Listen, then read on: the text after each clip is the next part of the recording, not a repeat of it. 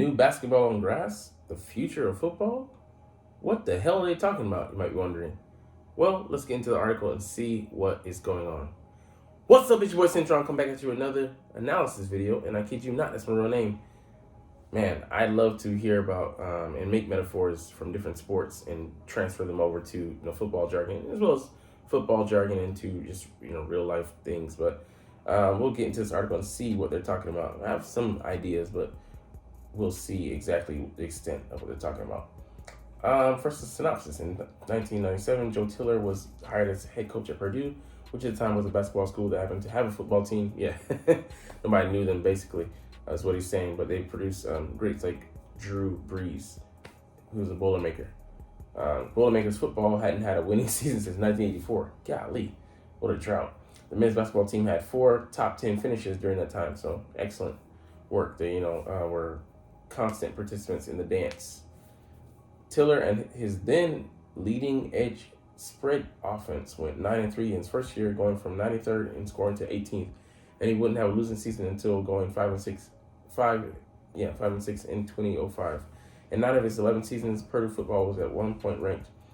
During that time, Purdue basketball was ranked 7 times, which shows you the strength of the program and on the paint in comparison to the one out there on the blaze of grass. That same year, Hal Hum and Mike Leach in the air raid offense took over basketball blue blood, and football also ran Kentucky.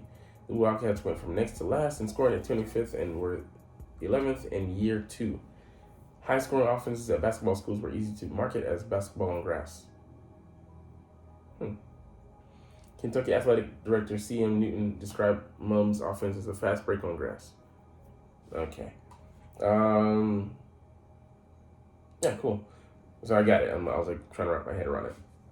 Though they immediately turned around bad programs at the time, these offenses seemed like something closer to a gimmick than an actual way of playing football. But it turned out to be revolutionary. Today's game is based on the foundations of these offenses. Yeah, basically. Chip Kelly, came in and proliferated a lot of different concepts from the college game to the pros, and a lot of teams took and adapted to that. Especially the way he broke down nutrition and incorporated it into the NFL pantheon to just, tweak these guys' engines and make them run better, faster, more efficient. I love science and especially exploring into football. But it turned out to be revolutionary. Today's game is based on the concepts of these offenses. Just said that Super Bowl just featured 2 quarterbacks who played in college for air raid disciples, and they still execute lots of ideas with their 2 head coaches, Nick Sirianni and especially Andy Reid. Excuse me. Basketball on grass wasn't just a marketing ploy, it stuck. But it was also a marketing ploy. The spread in the air raid had nothing in common with basketball, either on the field or in the concept. It was just fast-paced football. Yeah, but basketball is a fast-paced game, so I let you're sinking over that ideology and bringing it to the football field. Which brings us to the Eagles. 2022 offense was almost impossible to stop. The only thing that was really able to slow down was itself. Yeah, either turnovers like we had in the Commanders game, injury to Jalen Hurts happened in the Bears game, and will go on to affect him throughout the playoffs, especially the Giants games, back to back, or by taking the foot off the gas late in games with big leads. Yeah, that just killed me. Especially on defense, we just stopped being aggressive. They scored 35 touchdowns in the first half of games and just 22 in the second half. It just shows you. That's amazing. But even their depressed rate of scoring in the second half would have put them 9th in offensive TDs over a full season. Damn. They did this by plowing through teams by leaning almost exclusively on their stars, which is something I'd love for us to develop secondary weapons and use our ancillary pieces, which would make us all the more difficult to defend and deadly. A.J. Brown finished 4 yards shy of 1,500 yards with 1,496, and Devonta Smith 4 yards shy of 1,200 with 1,196, which put them 4th and 9th in receiving yards, even though the Eagles were 23rd in pass attempts, which is crazy. It just shows you that they really did lean on their 1 and 2, and also you see here number 3 option. In his 12 games, Dallas Goedert was on pace to finish 5 yards shy of 1,000 with 995, but he Still finished 7th in yards among tight ends with 700 and so yards. Jalen Hurts is second in the league in rushing TDs and had more than 11 teams, while he and Miles Sanders on their own scored more rushing TDs than any team, aided by an elite offensive line. Yeah, we just, pushed the game on the ground, and that was a fueling piece, but we still had enough in the air, even though we only finished in 23rd in pass attempts. He only threw 22 touchdowns throughout the regular season. But it still was a dynamic attack. We could pick our poison and choose what we wanted to attack teams with, or go with both like we did in the Packers game. If all that seems very top-heavy, it is because it was. No team leans so heavily on its best players like the Eagles did. In the passing game, Brown, Smith, and Goddard accounted for 69.3% of pass targets. And in games Day and Hurts all played, the trio got 73.4% of targets. That 69% didn't simply lead the league, it led it by a good distance. The next highest usage rate by a team throwing to their top 3 targets was the Jaguars at 61.3%, which just shows we can stand to diversify. And like I said, that makes us more multiple, makes us harder to defend, and makes us less predictable, which makes defenses hard. Makes their job harder. That gap between the Eagles and the Jaguars was the same as the gap between 2nd and 14th. Wow. So 61.3% was the Jaguars, and then 2nd and 14th had the same gap percentage, which just shows you the disparity between Eagles and the rest of the other teams. In 2021, the highest trio usage rate were the Seahawks at 63.2%. I don't know if that led them to the playoffs or not. In 2021, no team threw to its top 2 receivers on at least half of attempts. This year, 2 did. The Dolphins at 51.1% and the Eagles at 55.6%. Even though they threw more than the Dolphins to their guys. And they had a great pairing in Tyreek Hill and Jalen Waddle, who were just 2 burners. A 4.3 guy, which is elite fast, and 4.2, which is super elite. We've seen teams lean on their best players, but not quite like how the Eagles were.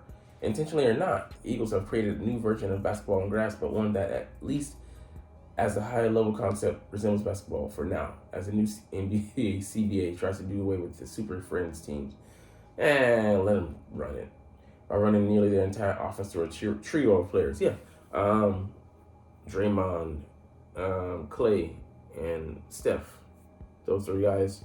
Maybe it's Jordan Poole. You can alternate him out for Draymond Green, but those 3 guys are making the majority of the plays, for the team. I mean, they have great role players, don't get me wrong, but everything goes through them, especially Steph. Basketball, for all its complexities, is a straightforward game. Yeah, if you have the 2 or 3 best players on the court, you will win a lot of games. Yeah, it doesn't matter if you have the best starting 5.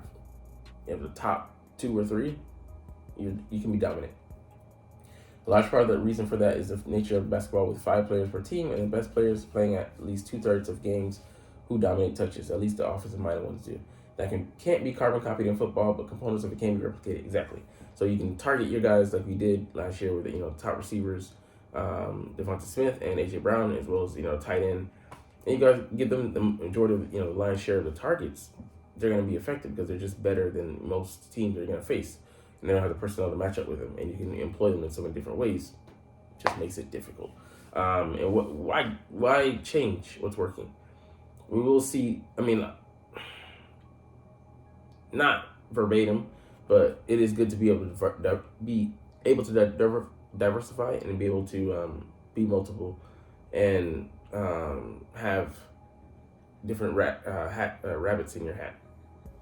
Yeah, because you want to be like the 49ers and do some stuff that you shouldn't be doing, and it gets you in trouble.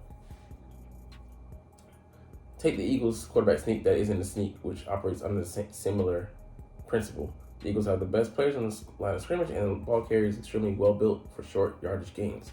Jalen Hurts. Cries that the league should ban the play are silly for several reasons, the biggest of them being that there's not actually a way to ban it. The Eagles are so good at it because their players are so much better at it than the other teams are. Yeah. You don't like it. You don't like me celebrating. You don't like me converting. Stop it. It's not like it's an illegal play. It doesn't make, abuse, circumvent the rules. It's just a play that, teams are prepared for, even though I think they will be better this year. But let's just, add caveats to it. Dummy plays and wrinkles make it all the more indefensible.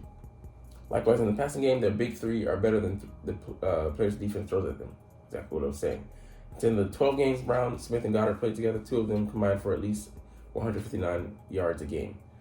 In the 2 they didn't, they won one, and then the other Goddard was injured. Yeah, so it's just unfair. Even in the 5 games without Goddard, because he was injured illegally. They didn't, should have been a flag.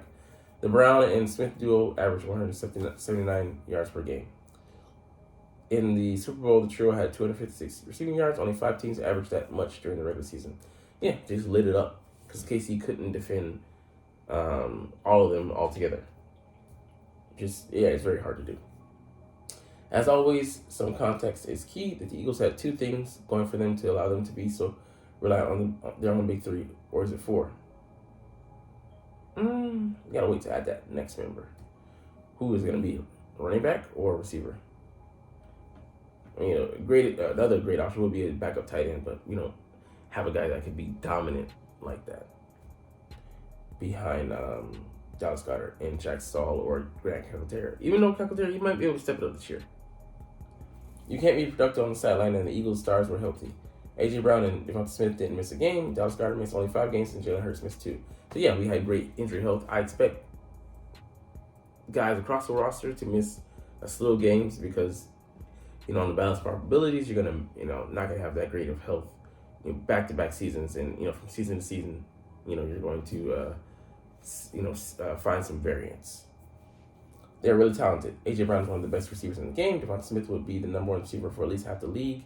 And, there's an argument to be made he's a top-tier receiver, but he's top 15, which is excellent to have on the, same team, duos. You want to have the Reggie Wayne and Marvin Harrison are the mold you want to have. Dallas Goedert's inability to stay healthy for a full season is the only thing keeping him from being a top-tier tight end. Yeah, for me, he's top 3. I would say he's the second best tight end in the league behind Travis Kelce. But that's just me. And Jalen Hurts was runner-up for MVP. Eagles weren't just using their best players; they were using some of the best players in the NFL. Yeah, which is kind of unfair if you think about it. The Eagles' usage rate concentration had to come at someone's expense. One of them was that the Eagles were the only team that had only 4 receivers to have a pass thrown in them, and that receiver Zach Pascal had just 19 targets.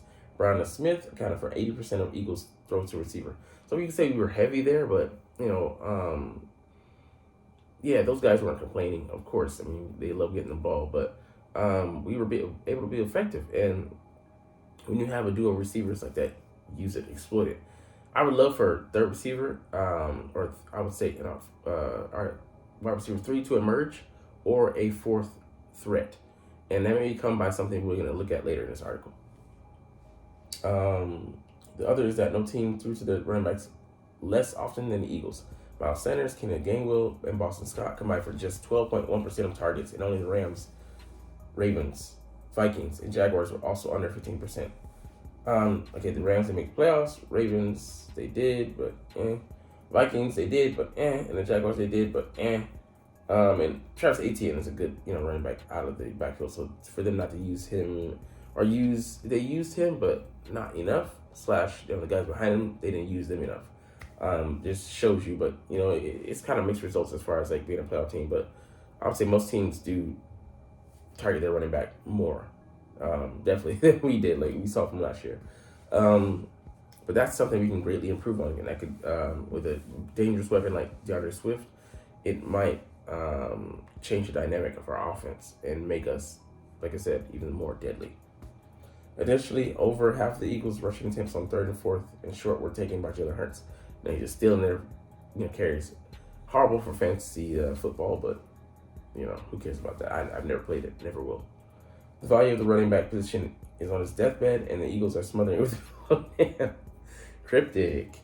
But we're just benefiting. We didn't create the system like modern dating. We're just benefiting. I'll just have sex with you and throw you away. Well, I got what I want. Thanks.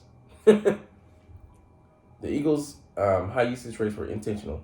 Quez Watkins struggled this season, but he was targeted more than twice in only one of the Eagles' first 8 games, which is tough, for him to disappear and then, reappear. Dude's not a magician. and half his targets for the season were when Goddard was hurt. Yeah. Zach Pascal, a favorite of the head coach who started 40 games in 3 seasons from 2019 to 2021, played 29% of snaps and saw just 19 targets. In 5 games in relief of Dallas Goddard, Jack Stoll and Grant Calcaterra combined for just 15 targets. And this wasn't a byproduct of Jalen Hurts and Gardner Minshew's 2 starts. Brown, Smith, and Goddard combined for 71% of targets. Yeah, I mean, they're just going to get, line share. If you want to, that's why D-Hop isn't coming here, because he wouldn't be able to, remain sane with the number of dismal amount of targets that he's going to get in his offense. He's not even going to be wide receiver 3. He's going to be wide receiver like 5, behind our tight end and potentially running back, most likely. Is this the future of football? There's something to be said about spreading the ball around and not being too predictable. But with a good and not even elite trio of pass catchers capable of receiving the ball anywhere in the field, what is the game by intentionally spreading the ball around to inferior players? Yeah, there's an argument to make. The only reason you would diversify, I would say have emerging threats like a wide receiver 3 or a tight end is because it diversifies enough to make you less predictable, but also because it creates another credible threat. And those things have to be, a good mesh. If you don't have that, your guys are just killing it, because you can't double all these guys. If you double AJ, Devonta might go off. If you allocate resources to, cloud coverage, maybe both of them, you better have someone to defend Goddard. And then if you do that, you can maybe target out of the backfield. So we want to go from week to week, analyze what the team's defensive weakness is, and just target that. We can kill you with 1,000 paper cuts. We can, overwhelm you. We can throw it over your head. We can run it down your throat. Whatever fits to get us dub that week. It doesn't matter. We can do it all. Showcase that last year, and I think it will even be more. Will be even more dangerous on offense this year. 12 teams threw at least 56.6% of their passes to their big 3, whether they were 2 wide receivers and a tight end or 3 wide receivers. No team's running back was top 3 in target share, which would be a rarity anyways, because he is a running back, not a wide receiver. While the rest of the league threw it at most 54.5%. Of those 12 teams with at least a 57% usage rate, 9 were in the top 12 in scoring. Yeah, so it's making sense. The 3 that weren't were the Falcons, who finished 15th with their wide receiver and running back 1 at an end of season QB1 as rookies. The Browns, who got 6 starts from a QB who hadn't played in a year and a half, they were 18th in scoring. And Steelers, whose QB1 and wide receiver 2 were rookies, and they traded away wide receiver 3 during the season. They were 26th in scoring. So yeah, the data is backing up why we should be running what we're running. A Super Bowl team will play 20 or 21 games, which is usually fewer total games than in an NBA Finals will play solely in the playoffs. Yeah, amazing. But it's more, much more physical game. This year, the Nuggets played just 20 playoff games, same as the Chiefs and Eagles, but the Heat played 23, 25 of the play-in, while last year's Finals played 23 and 24. Because every game matters, getting players the ball just to get them the ball doesn't happen in the NBA playoffs. Yeah, it's a different strategy. You want to sit your starters as much as you can throughout the season, even in the playoffs too, because if you plan on winning the chip, it's going to be a long, drawn-out battle. War, you should say. In the NFL, if you're a rebuilding team, sure, spread the ball around to your young, developing players. But if your team with playoff aspirations or better, you can only have 17 regular season games at most, 4 playoff games, and 10 to 12 possessions a game. That's fewer games and fewer possessions per game than the NBA playoffs, where they don't screw around with player usage. Why bother doing anything but putting the ball in the hands of your best players to maximize those possessions? Yeah, exactly. So it just makes sense. You have the limited time to find out who you are, what you want to do, what works, how to add depth, how to complicate, things, and make defenses have a hard decision to make, and to get better at doing that. Practice makes permanent. So yeah, you want to hit your stride going into the playoffs, and then throw out all the stops while just trying to be dominant, getting to that level of dominating, and then hopefully going to the Super Bowl and give it all you got as the last game. But yeah, man, it'll be interesting to see how we employ things this year. But I think we have a great chance to make usage of those guys. And it's A.J. Brown's second year on the Philadelphia Eagles. Devontae Smith going into his third year when he won Heisman as a third year starter at Alabama, and Jalen Hurts getting another year as a starter, as well as Dallas Goedert hopefully having a year where he's healthier than he was last year. So all signs are pointing up. The arrows are pointing up. But yeah, it's I expect a lot of things out of the offense this year. Like I said, can those secondary options emerge, like at tight end, at receiver, at running back? Because if they do, man, watch out. All right, before we get up out of here, let's look at a 40-winer. So Deebo Samuel leaves the interview after being asked about his sore loser comments. So he had an interview with someone, and he was asked to clarify. And he was just like saying like, you would have won, we had Brock Purdy. And then they asked him to clarify, and then like kind of whining, and then asked a third time to say like, well, like a hard question, and he just hung up the fucking phone like, wah, you little bitch. But it is what it is. He's tired of hearing about this shit. But that's why week 13 can't come quick enough. Basically, we'll find out who's the better team. Nah, stand on what you said. That's why you don't say no shit, because it's gonna come back to haunt you in the NFL. But anyways, get up out of here. You can hear my voice. I'm tired. Man, I love making these videos though. I'll do it even if nobody's watching. Nobody ain't watching now. You're not even watching now. But it's all good, because as always, it's fly, Eagles, fly, and let's motherfucking go. Like, comment, share, subscribe Thanks for watching. Check me out at Cintron, Cintron Anime, Cintron Life, or Cintron Laughs, or other social media.